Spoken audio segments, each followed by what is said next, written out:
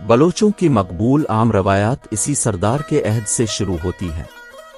سردار امیر جلال خان بلوچ کے 4 بیٹے رند، کورائی، لاشار اور ایوت اور ایک بیٹی جتومائی تھی۔ آگے چل کر رند کی اولاد سے امیر چاکر خان رند بن امیر شاک پیدا ہوا، جو بلوچ نسل کا عظیم سپوت کہلاتے ہیں۔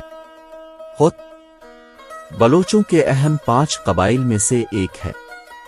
وہ بادشاہ ہوت کی براہ راست اولاد ہے، لیکن ان میں سے زیادہ تر کا تعلق پاکستان میں مکران، بلوچستان اور اس کے آس پاس کے علاقے سے ہے، حالانکہ ان میں سے بہت سے پاکستان کے سندھ اور پنجاب کے حصوں میں منتقل ہو گئے ہیں۔ ایوت بلوچستان کا ایک بلوچ قبیلہ ہے۔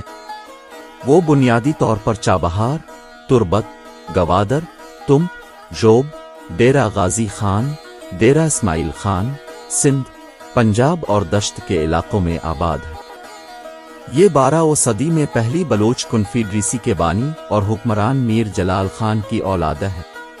میر جلال خان رندوں، لاشاروہے، ہوتوں، کوریوں اور جتویوں کا آباء و اجداد ہے۔ ہوت کا مطلب ہے جنگو۔ مکران کے صدر مقام تمپ ہے۔ اس کے علاوہ یہ مکران کے دیگر علاقوں میں بھی آباد ہے۔ وہ مکران میں رندوں سے الگ ماخذ کے دعویدار ہیں اور ہولڈچ اور موکلر ہوتوں کو ایک قدیم ماخذ سے منسوب کرتے ہیں۔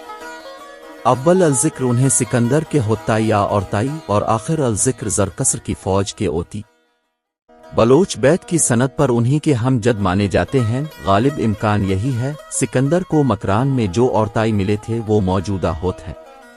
ہولڈچ کا کہنا درست ہے۔ ہوت بلوچ شاخ یہ ہیں: کلمتی، ٹالپور، زرداری، مزاری، کیوسے، چانڈیو اور میرانی۔